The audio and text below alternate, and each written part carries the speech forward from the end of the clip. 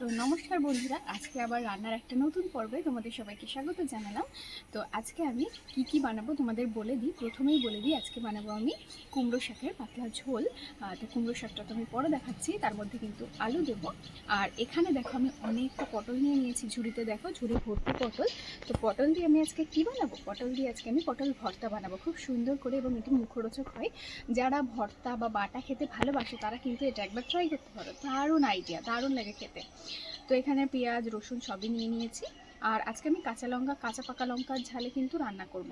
আর এখানে দেখতে পাচ্ছ কাঁচা আম। তো আজকে আমি বানাবো এই কাঁচা আম দিয়ে আমের চাটনি।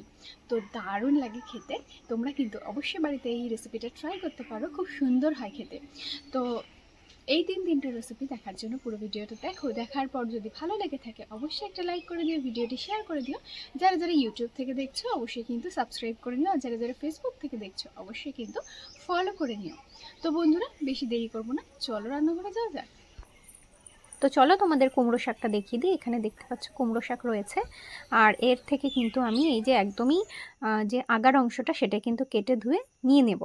তো প্রথমেই বলে দিই সব কাটা ধোয়া হয়ে গেছে। আর এখন দেখো আমি কড়াইতে তেল গরম হতে বসিয়ে দিয়েছি, দিয়ে দিলাম একটা শুকনো লঙ্কা, সাথে দিয়ে দিলাম পেঁয়াজ কুচি আর থেতলে রাখা রসুন। তো পটল ভর্তাটাই প্রথমে বানিয়ে নেব, দিয়ে দিচ্ছি হলুদ গুঁড়ো আর লবণ।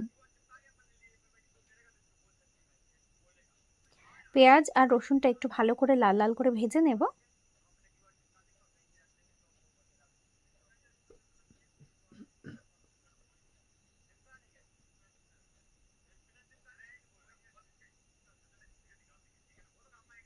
তো এখানে বলে দিই, পটলটা ভালো করে ওপরের যে খোসাটা সেটা কিন্তু ভালো করে চেঁচে নিতে হবে, এবং তারপর ভালো করে ধুয়ে গ্রেটারের সাহায্যে গ্রেট করে সুন্দর করে শিলনোড়ায় বেটে নিয়েছি, সাথে কিছু পরিমাণ কাঁচা লঙ্কাও বেটে নিয়েছি একসঙ্গে। সেই বাটাটাই কিন্তু পেঁয়াজ আর রসুনটা ভাজা হয়ে গেলে দিয়ে দিতে হবে। তো এখন এটা কিন্তু ভালো করে এভাবে নাড়তে চাড়তে নাড়তে চাড়তে যখন একেবারে এটা থেকে রসটা পুরো শুকিয়ে যাবে তখন কিন্তু এটা রান্না হয়ে যাবে। তো দেখো কি সুন্দরভাবে এখন এটা রান্না হচ্ছে। তো এদিকে কিন্তু এই রান্নাটা হয়ে গেছে, এবং এটা দেখো রসটা পুরো টেনে গেছে। নামিয়ে নিলাম, ওপর থেকে কাঁচা পেঁয়াজ ছড়িয়ে দেব। আর এদিকে কড়াইতে আবারও সামান্য পরিমাণ তেল দিয়ে এই যে কেটে ধুয়ে রাখা আলুগুলো দিয়ে দিলাম। আর আলুগুলো কেমন করে কেটে নিয়েছি দেখতেই পেলে।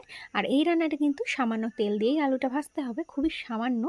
তো এখন দিয়ে দেবো এর মধ্যে হলুদ গুঁড়ো আর লবণ, দিয়ে এবার খুব ভালো করে কিন্তু ভেজে নেব।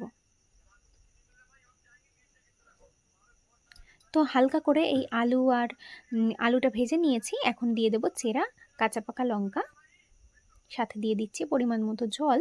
আলুটা খুব বেশি ভাজার দরকার নেই এই রেসিপিতে, আলুটা শুধুমাত্র গরম তেলের উপর একটু নেড়ে নিয়ে তারপর জল ঢেলে দিলেই হবে। তো এখন পরিমাণ মতো জল দিয়ে দিলাম, সাথে দিয়ে দিলাম কেটে ধুয়ে রাখা কুমড়ো ডাঁটা।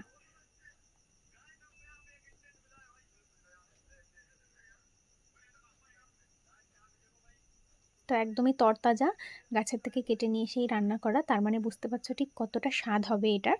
তো এখন বেশ ভালো করে এই তরকারিটা ফুটে উঠেছে। এখন দিয়ে দেব আদা আর জিরে বাটা। তো এই আদা আর জিরে বাটা দিয়েই আজকে এই পাতলা ঝোলটা রান্না হবে, খুবই সুন্দর হয়। প্রতিদিন তো মাছ মাংসের ভিডিও দেখাই, ডিম থাকে মাঝে সাঝে। তো আজকে না হয় পুরো নিরামিষই ভিডিও দেখালাম, মানে মাছ মাংস ডিম ছাড়া। নিরামিষ বলতে কি মাছ মাংস ডিম ছাড়াই দেখালাম তোমাদের আজকে। তো বেশ খানিকক্ষণ ফুটে যাওয়ার পরে এখন আমি দিয়ে দিচ্ছি কেটে ধুয়ে রাখা কুমড়ো পাতা।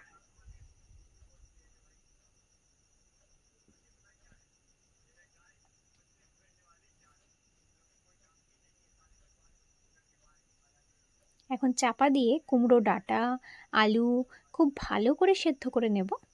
তো এদিকে দেখতেই পাচ্ছ কি সুন্দরভাবে ঝোলটা ফুটে উঠেছে আর একটু মাখো মাখো হয়ে গেছে।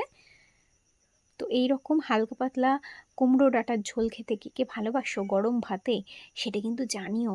ধোয়া ওঠা গরম ভাত, সাথে এরকম হালকা পাতলা ঝোল, সাথে পটল ভর্তা। তো ওটা তো নামিয়ে নিয়েছি। আবার কড়াইতে দিয়ে দেবো এখন অল্প পরিমাণ তেল, তার সাথে দিয়ে দেবো গোটা জিরে শুকনো লঙ্কা ফোড়ন করে নেব তাই।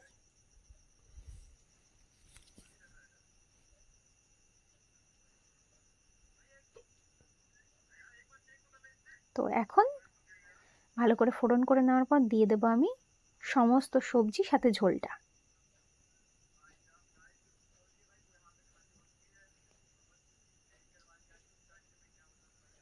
একদমই সুন্দর মাখো মাখো হয়েছে।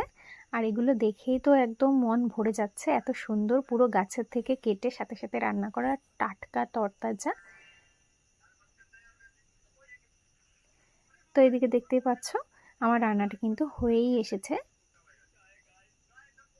আলু খুব ভালো করে সেদ্ধ হয়ে গেছে, তার সাথে সাথে ডাঁটাগুলোও খুব ভালো করে সেদ্ধ হয়ে গেছে এবং ঝোলটা বেশ মাখো মাখোই হয়েছে।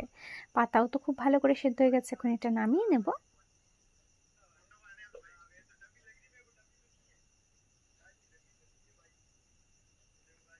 তো নামিয়ে নিয়েছি, এরপরে কিন্তু আমের চাটনিটা বানিয়ে নেব।